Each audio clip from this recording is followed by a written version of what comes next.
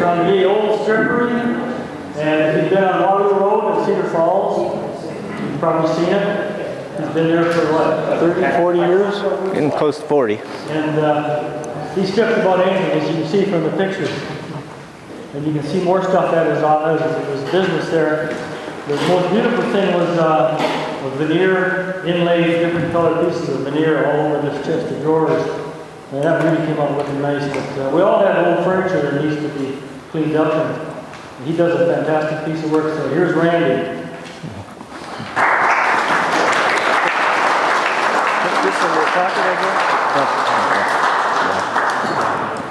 Well, thank you.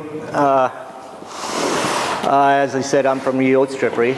We've been there since '78. I've owned the place since '87. I've worked there since '79. So we've been there a while. And as you see, we've done about anything you can think of. If it will fit through a door about like that, we've done it. I just wanted to start out, I guess, starting to tell you what we do. We strip, refinish, repair, rebuild, mainly furniture. We do a lot of architectural pieces too, you know, woodwork from homes and stuff. And lately we've been doing a lot of painting of patio stuff and everything too. So it just depends on what anybody wants to do.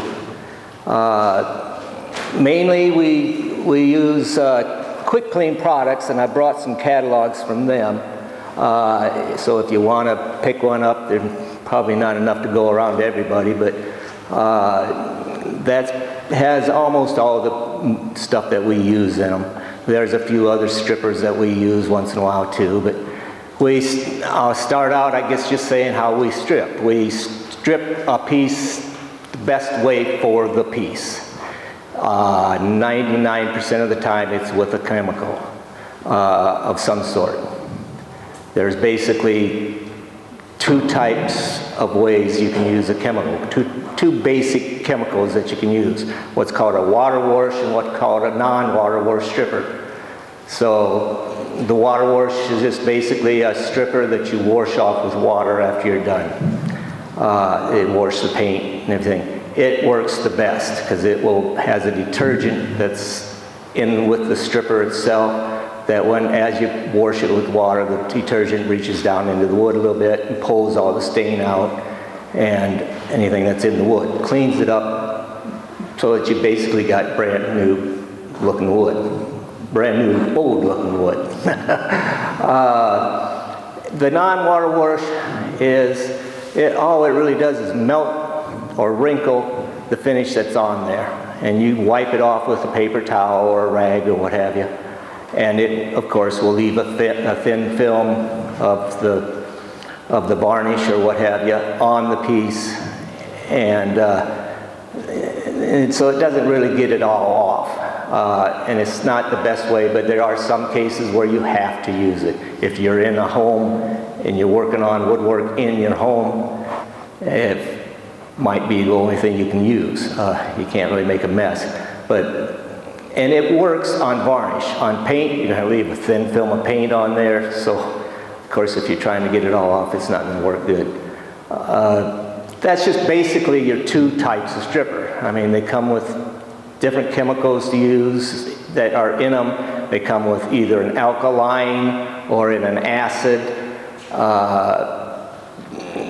There's just different varieties in that case and that work better for different things. You want an acid stripper for these modern catalyzed finishes, unless they've sat out in the sun for 5 to 10 years. After about 5 years of sunlight, they break down and you can get them off of water almost. So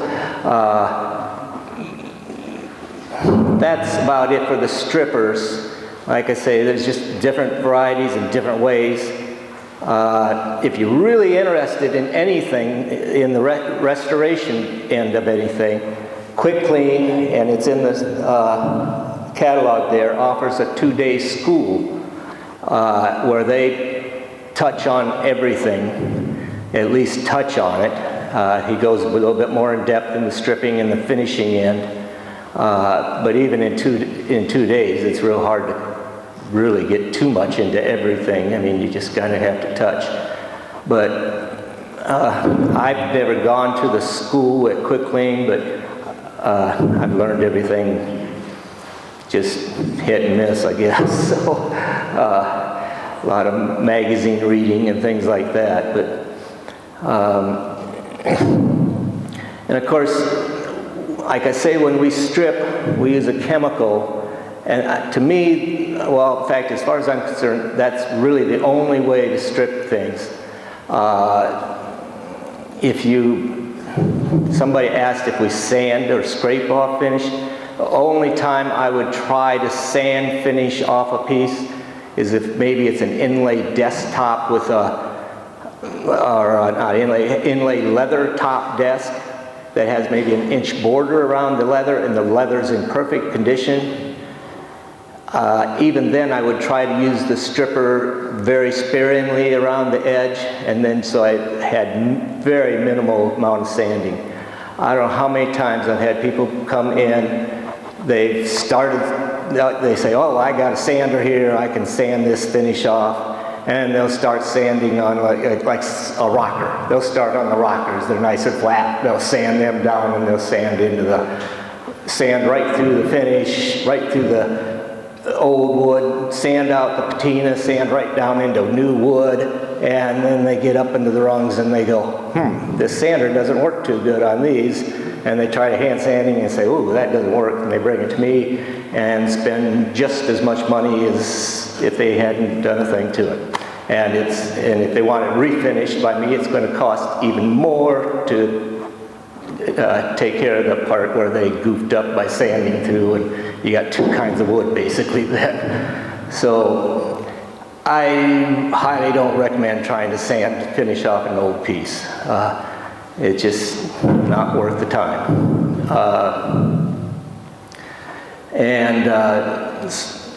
So I think that pretty much covers the stripping. If anybody's got questions, of course they can ask later. But then as far as finishing, of course, after something's stripped, we just basically give it a light sanding, most things. Of course, once in a while you get a tabletop with a bunch of scratches in it. Somebody wants the scratches sanded out, you'll try to get them out. But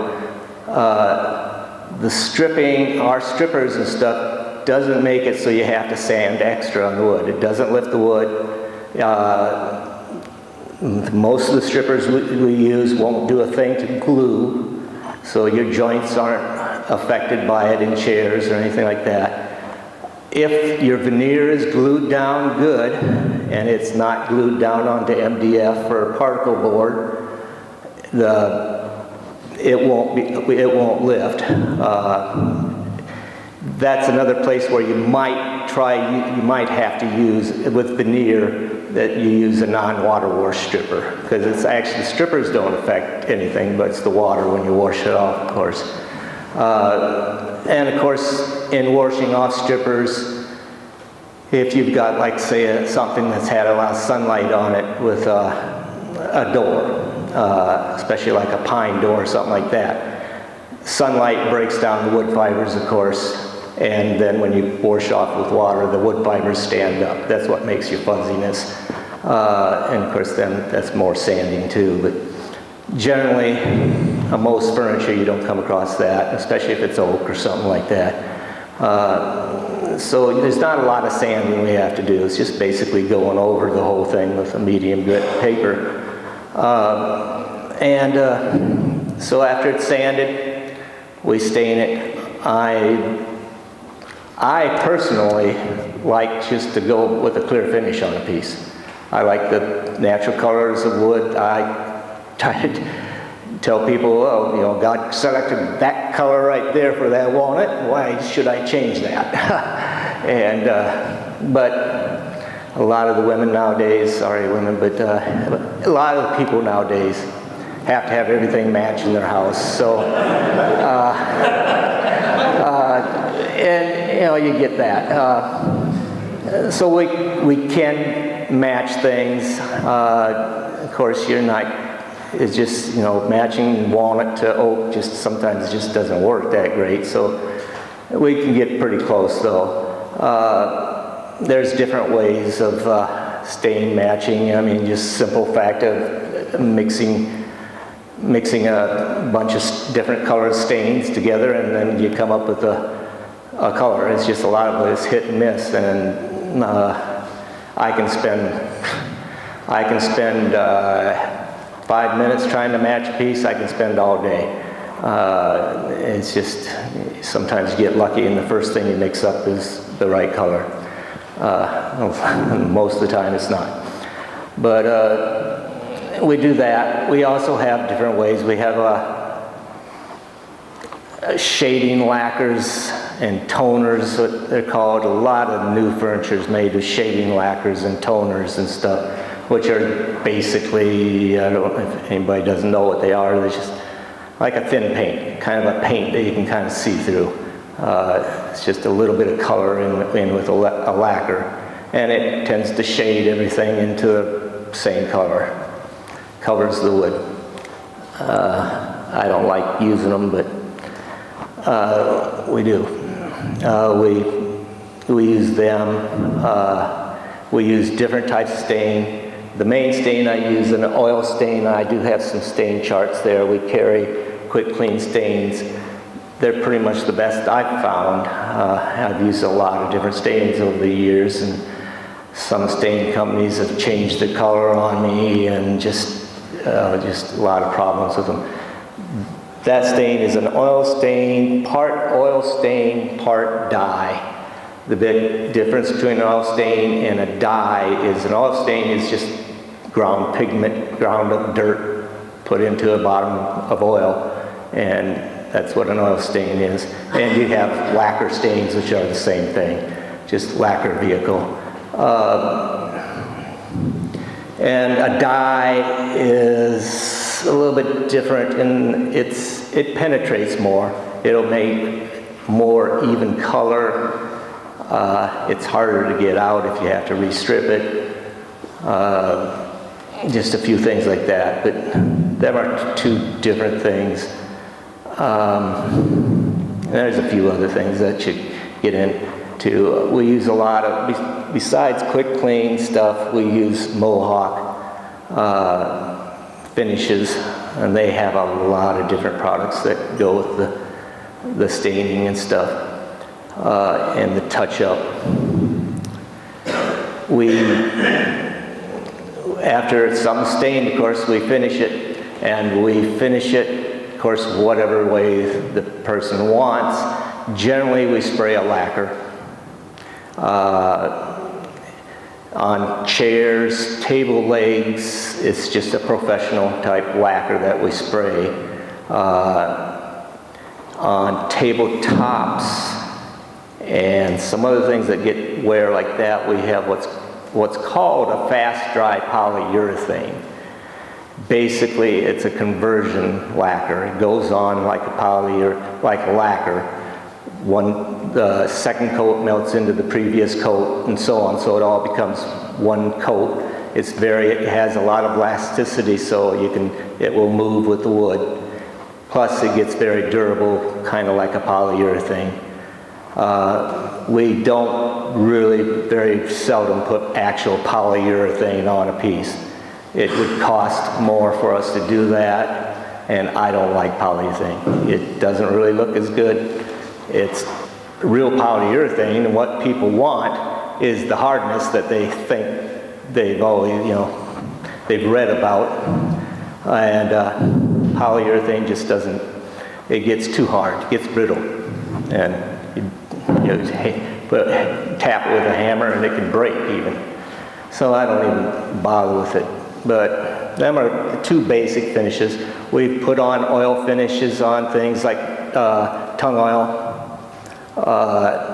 Doesn't have a lot of protection, so I don't put it on a lot. Like maybe a picture frame or something like that, I would put it on. It depends on what the person wants. If they don't care about protection stuff, we can put that on too. But them are the finishes that we use. I don't do a lot of brushing as far as finishing goes. Most everything, you know, unless it's an oil, it just soaks in and you just wipe it off, stuff like that. Most everything I put on is sprayed on, so I'm not real great at brushing finish on. But the finishes we tend to try to keep. I've never really worked with catalyzed finishes. Other than taking them off. I don't care for them.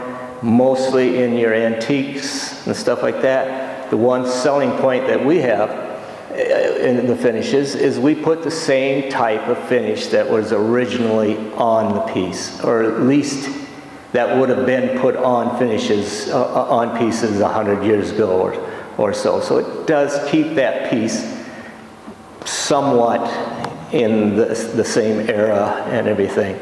And that's something I kind of like. But as far as the finishing then, I think that should cover that. Let me see.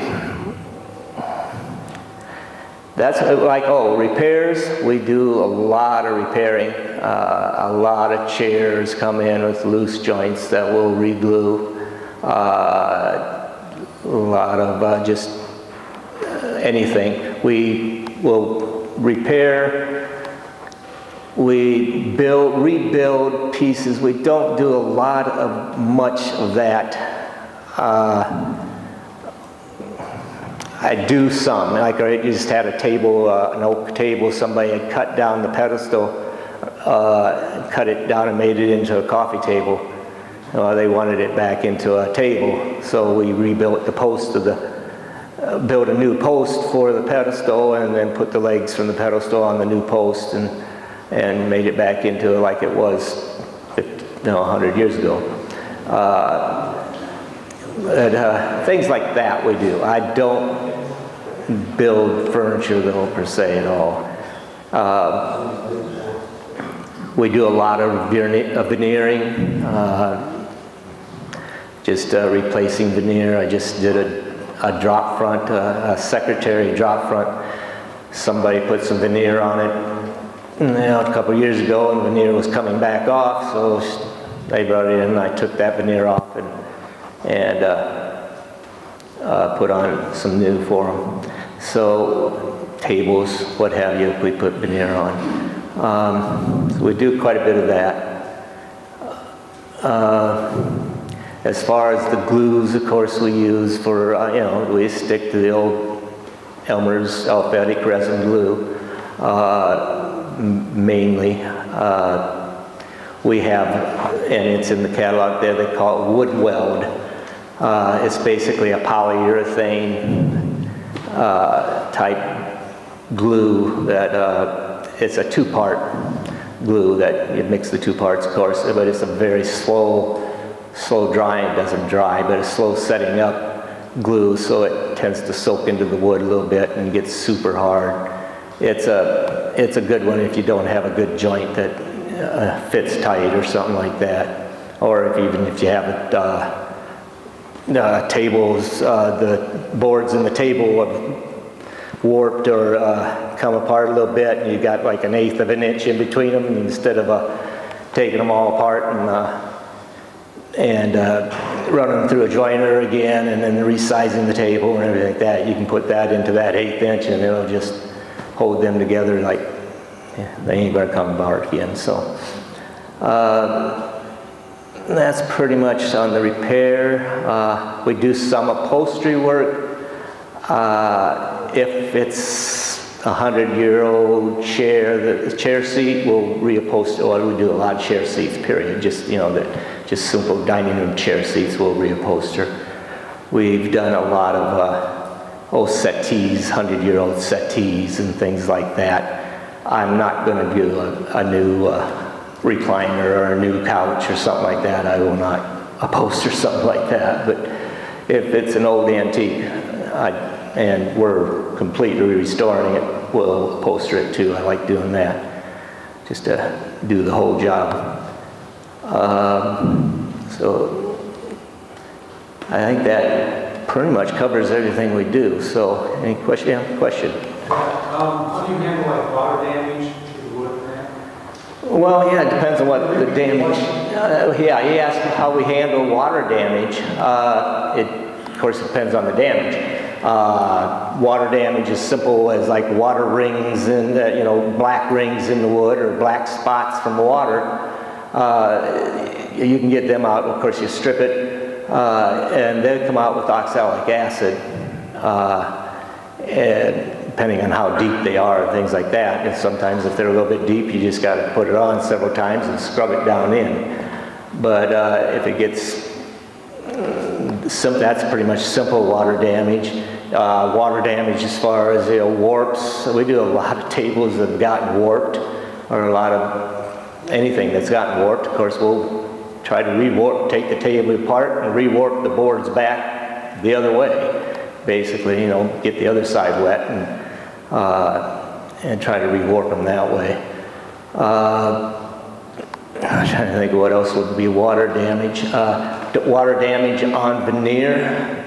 If the veneer, of course the water will lift the veneer and stuff. If the veneer is still all there, most time you can just re-glue it back down. Re-wet it, glue it back down, and then strip it and go over. We did a few pieces, but one in particular, we did a china. It was a china hutch. Top section was glass doors. In between, it had a barrel roll that had a veneer on it, walnut burl veneer on the barrel roll, and then underneath a couple closed in area doors, china hutch. It was in the flood. Came in muddy, in pieces kinda. Couldn't really tell what it was exactly. We were able to save that burl walnut on that on the barrel roll, and which surprised me. I mean, because it been in the water quite a while, but we got everything that was there glued back down. There were a couple little chunks that were missing, and all we did in that, we just filled it in. We use 2-part epoxy type fillers that you've probably heard of the filler. It's called Quick Wood. They have it all now. They have all these 2-part fillers now. Quick Steel, Quick Wood, Quick Copper, Quick whatever you want to think of. Quick Cement. And we use a lot of that because it does work good in areas like that, because you can just put it in that and sand it down, and it's not going to come out. And then it's just a matter of coloring it in.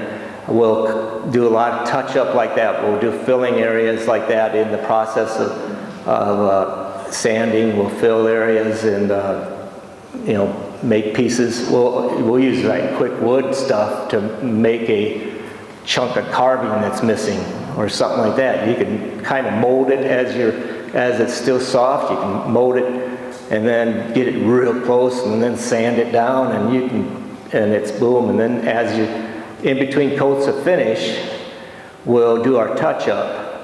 And there's different ways of touching up.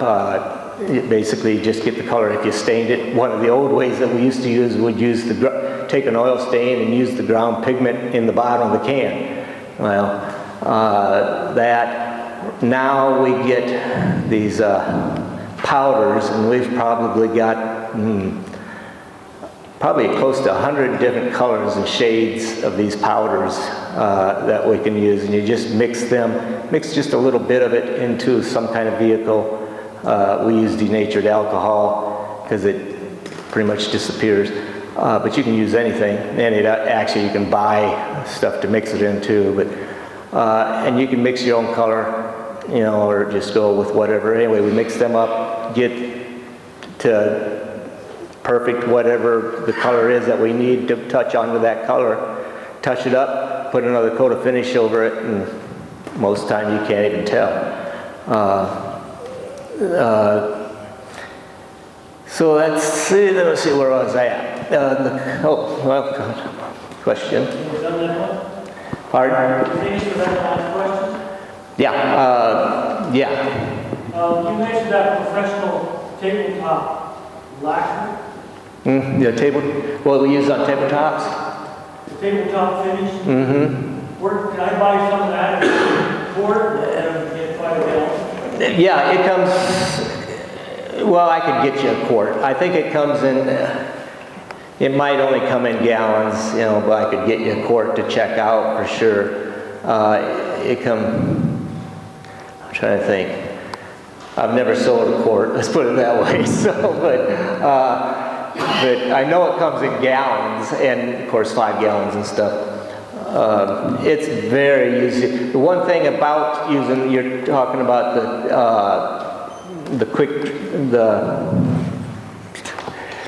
the tabletop finish, which is the fast dry polyurethane. The one thing about that is you should spray it on. You can brush it on, but you're going to have brush marks if you brush it on. It's a very fast drying finish. And it has, well, 6 to 8 hours that you have to be done with it. After 8 hours, it has it starts its cure time, and then it takes about 5 days to completely cure, and then you could recoat after the 5 days. It's kind of like these cans of spray paint you'll buy that say put on within 12 hours or wait, whatever. Because if you put it on, if you don't get everything done within the 8 hours and you go past that 8-hour period, what's going to happen? It's going to wrinkle on you. So you want to get everything done, which is real easy to do because it dries 15 minutes. You can put another coat on. So, yeah. Question relative to, you touched on earlier on about the using the water-based or aqueous or the non-water-based stuff for stripping. I guess I have a question about not having a joint fail, for example, water being what it is and physiology of wood being what it is. What's to keep the wood from shrinking, warping, causing a joint to fail and say the door that you want to have stripped and finished using water-based? Well, first of all, the stripper itself isn't water at all. There's no water in the stripper. It's just a matter of, it's just washed off with water. When you're completely done stripping, everything has been loosened up, and all you basically have on it then is stripper and some loosened up paint that's still left on there.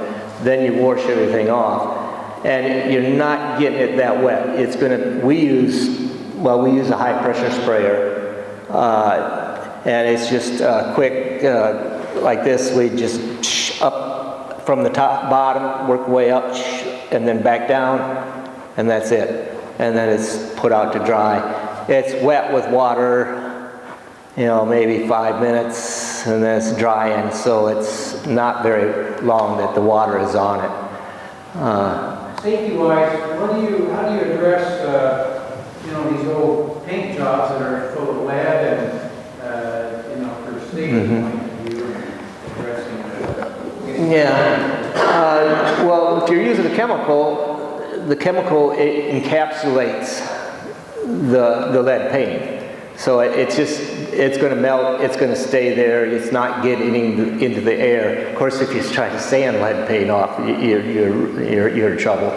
But as far as with stripping with a chemical, it just it just stays in, it's absorbed by the chemical, stays in the chemical, is washed down. We have a tray, it's an 8-foot long by 4-foot wide tray that has kind of got a little slope to it, and the stripper is pumped through a brush as we're working on it, and we brush we brush it on, and we do our picking at it or whatever, and then it just kind of falls down into that tray.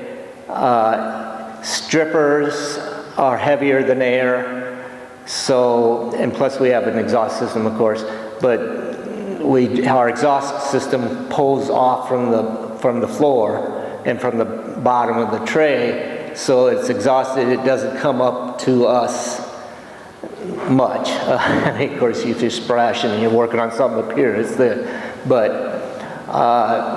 anyway, so the lead and things like that stay in the stripper, run down in the stay in the stripper, run down into paint. It's recirculated like that. The stripper is. That is another thing good about these strippers. So just while I'm on the subject, is the stripper itself you can reuse and reuse and reuse. When we're done at the end of the day, we'll have a 5-gallon metal bucket full of stripper and paint, basically. We'll take that aside and we'll let it set a few days and skim off the top. We have basically like nylon type things that we pour it into, and all. But what ends up anyway is you have a bag full of old paint, old varnish, old solids there, and stripper that is still good in your bucket. You add a couple of little chemicals to it, some other to rejuvenate it a little bit, and you reuse it. The stripper, what happens to the stripper? Basically, it's used on the paint. It evaporates. It's gone eventually. The paints we have in that little nylon bag, they're still a little bit wet. We spread them out on boards, newspaper type stuff, let them dry, and it's just dried paint. It's no different than the paint that we just took off of the piece. And EPA has a limit, and it's like several hundred pounds that you can produce in a month before you really have to start worrying too much about it. You have to keep track of it, of course, but it takes a lot of painted pieces, varnished pieces and stuff to make, we probably do about 50 pounds a month of dried up paint and stuff, which is way under. I mean, it'd take a whole lot to. And after it's dried paint, it's no different than if you took a painted piece to the dump and threw it away. So, but of course, we have to keep track of it, and there's a lot of paperwork involved anymore and stuff. But anyway, yeah. Where do you get your veneer when you need veneer of different colors to repair these things? Different types of veneer. Who's ever selling it cheapest at the time I get it, whatever I need. We get some from Van Dyke's is a good place that you can get quite a bit of different type of veneer. Woodworkers Supply, places like that anyway that we have trying to think of it. We have there's a place in Missouri that I can't think of the name of it, that we buy a lot of stuff from, that they sell veneer too.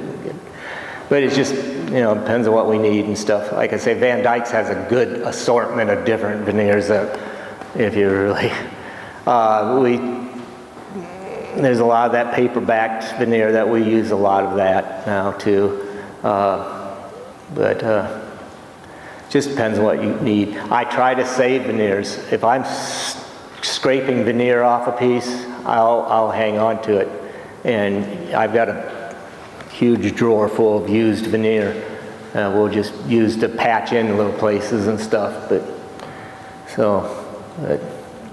fact, I save all old wood if I'm taking something apart.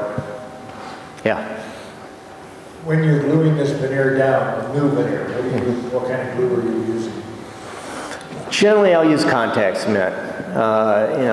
Most of the time. Water-based or? I've used them both. Just depends on what I got. Somebody gave me some alcohol-based stuff that I used for quite a while, but just depends on what I'm doing and stuff. What about an old piece that the veneer is loose? Wasn't that put on with hide glue? Hide glue, probably, yeah. Are you just heating that hide glue to adhere? If it's down under there, maybe add a little bit new hide glue if you can get it down underneath it, and then try to heat it moisten it a little bit, heat it with a little bit of steam, you know, type thing like that, and iron with a damp cloth under it or something like that. Are you heating your glue first before you put it in there? Heating the hide glue? The hide glue? Not necessarily, depending on how much I'm using this stuff now. Most of the time on that, you know, something like that, though, the hide glue it's not good enough to hold underneath there. And a lot of times we'll shoot some aliphatic resin, some Elmer's glue under it and stuff, and use that and clamp it and stuff. That works as good as anything. So that's what we mainly, the glue-wise, you know, good old Elmer's Tight Bond is what we use most of the time. But when you're taking off the old veneer, you're going to re-veneer it, are you just using heat then to take off the veneer? Yeah, heat and steam seems to work the best. That can be a bear getting off the old veneer. It's just a lot of elbow grease, basically, is what it is. A lot of scraping. Most of the time, you don't get it off good enough to save.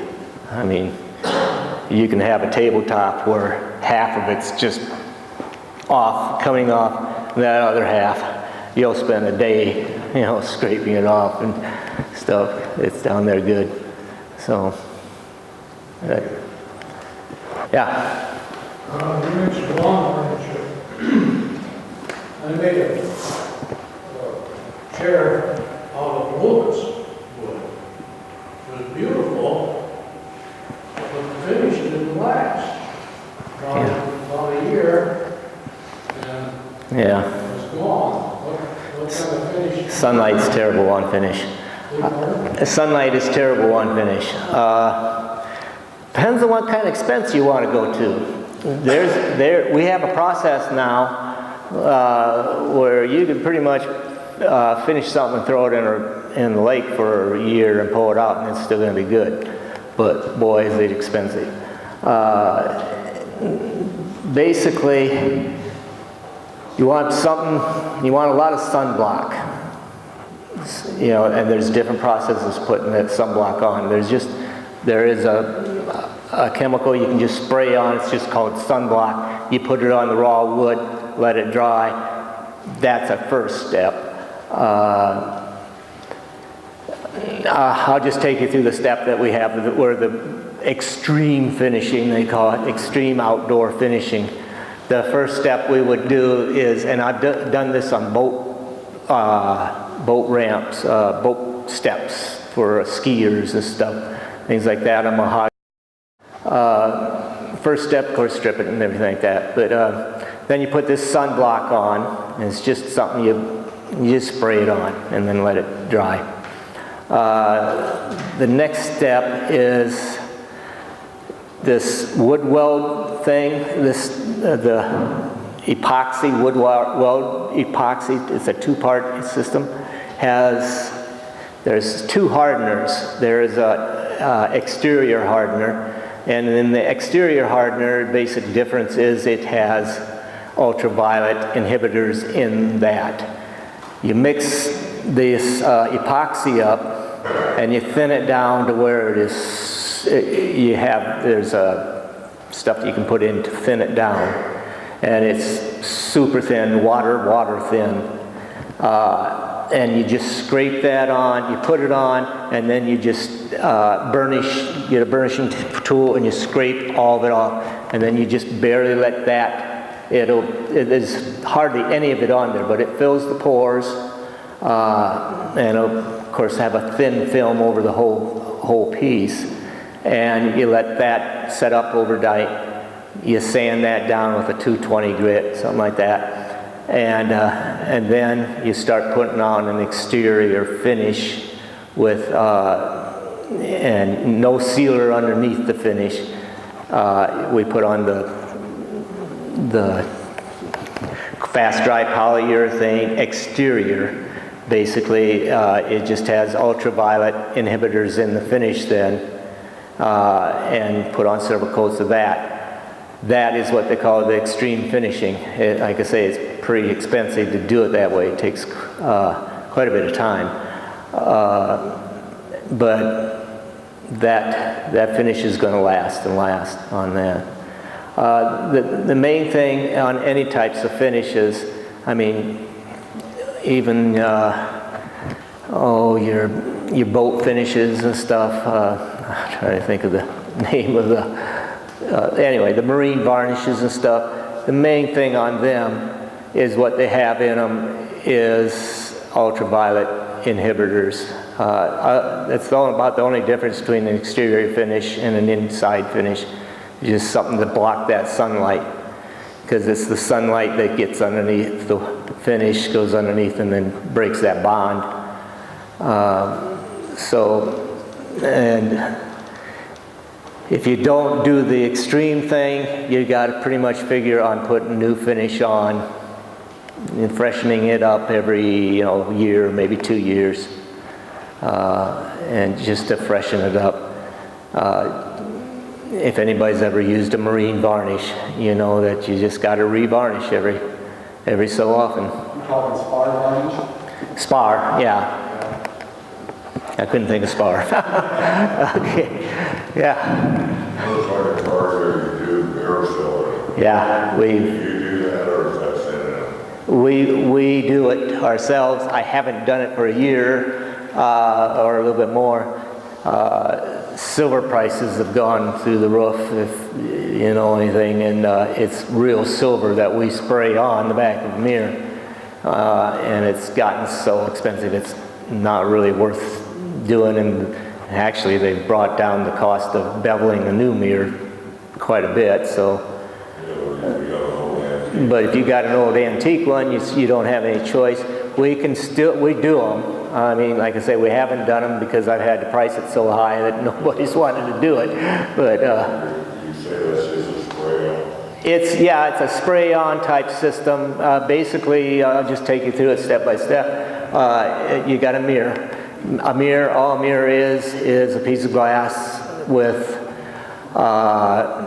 usually some kind of silvering, a mercury type silvering, tin. A lot of the old ones will have a tin on one side, but you have the silver, and then in back of the silver on the back side is paint. So the first thing we do is you strip that old paint off, and just paint and varnish remover, and take the paint off. And then we have a special chemical, and it's just plain called silver strip. I'd have to read the MSD sheet to tell you exactly what it is, but it's just a powder. You mix it into water, and you just put that on, and that will strip the silver off. Some of the old mirrors, it just kind of softens it up, so you got to take a razor blade and scrape it off. But you take off the silver, and then it's just a basic cleaning the glass. And you clean and you clean. You take a jeweler's rouge and you polish that glass everywhere. And the rouge will polish, and you're getting it, any little bit of silver and any bit of paint that you want to perfectly clean so you can operate on that piece of glass.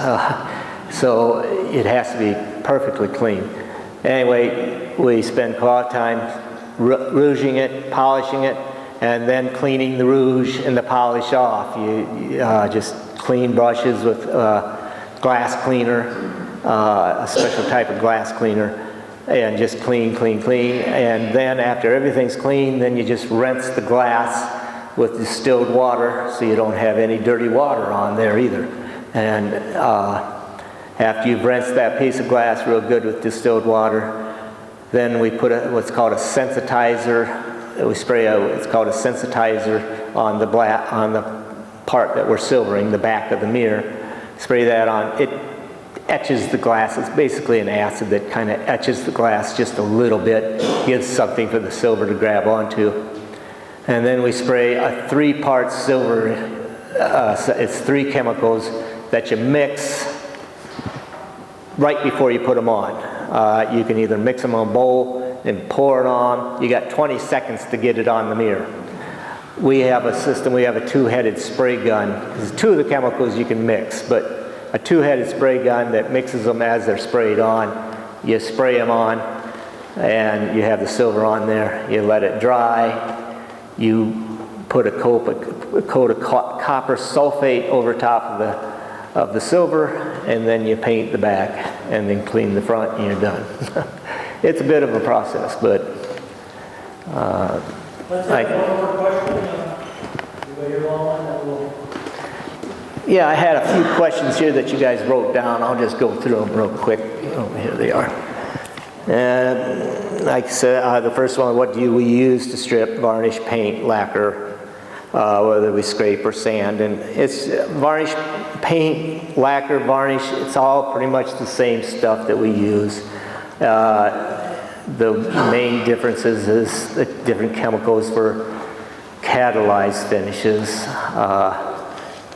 That's your main difference in chemicals that right there. And the catalyzed finishes, after, like I say, after they've been out in the sun 5 years or maybe more, so I've had them come back anyway.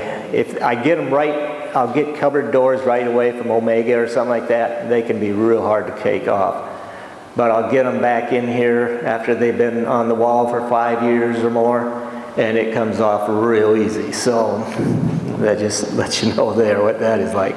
How do I do veneer? Basically make sure it's glued down before you do anything to it.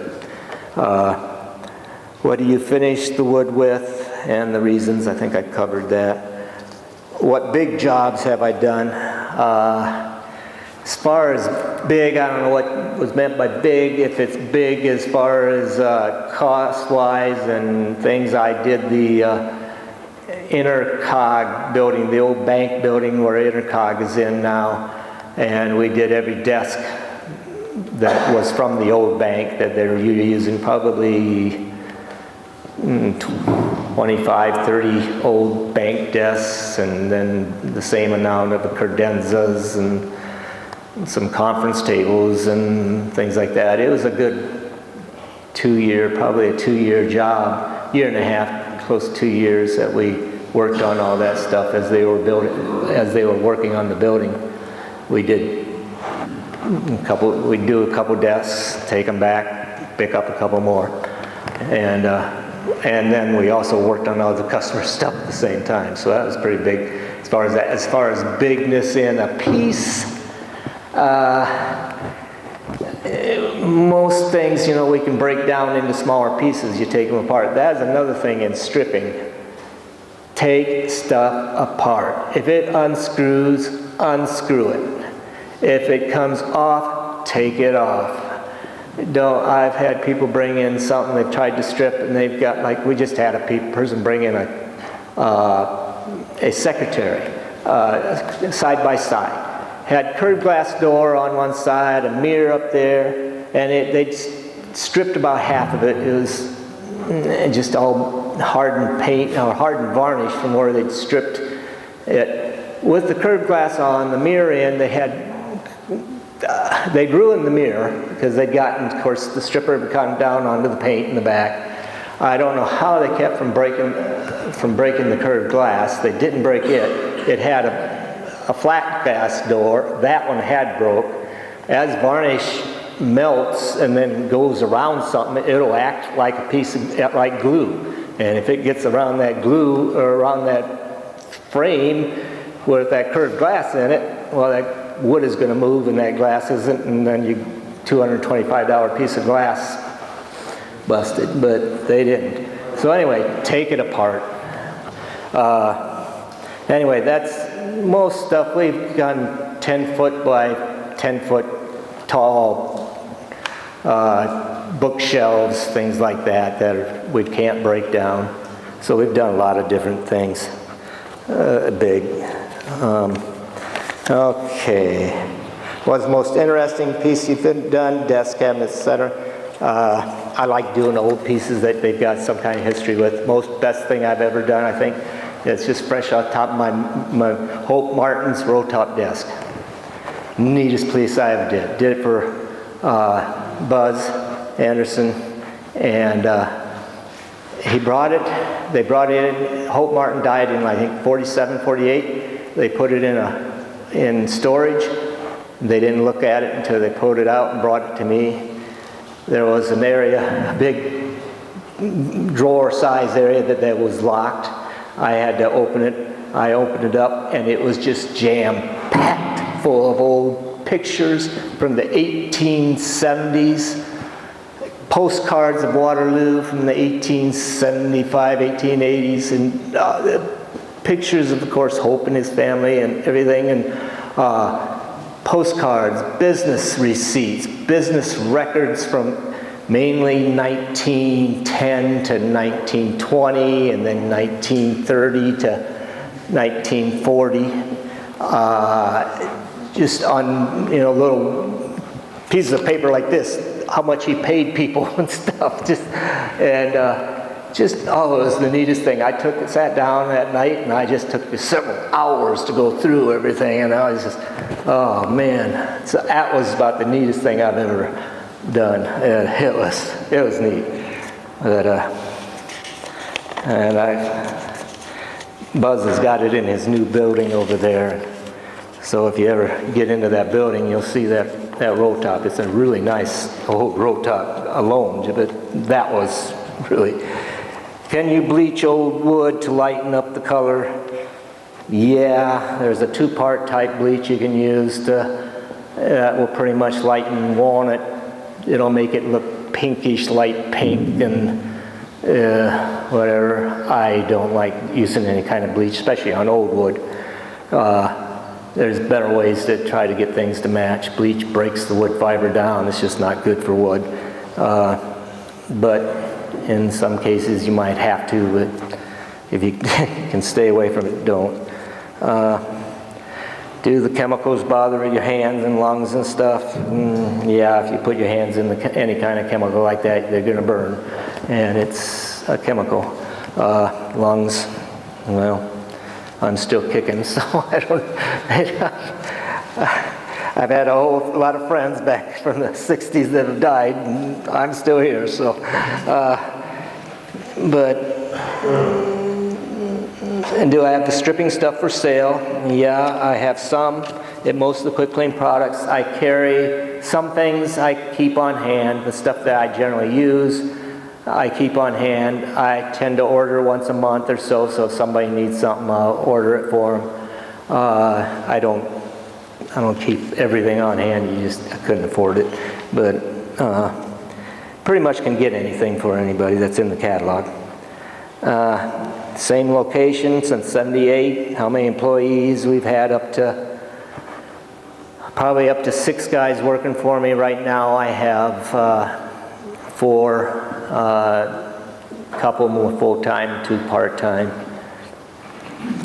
And what do you do with rags soaked in chemicals? Do they get hot? Put in the pile like tung oil and stuff. And of course, anything like tung oil or any kind of oil will generate heat. Basically, I don't use a lot of rags. I use paper towels a lot. Most stuff I use, if I'm using something like that, I just spread them out to dry and then let them, they recommend putting them in a garbage can with a lid and with water in them. Well, you're not going to get too many rags in them little garbage cans they get and stuff. So, and I just let them dry. After they're dry, they're okay. So, and most stuff that I use dries pretty darn quick, so you don't have to worry about it. But anytime you use anything like tung oil or any kind of oil, I don't care, unless it's water, assume it's going to heat up and just take that kind of precaution. But I think that's pretty much it.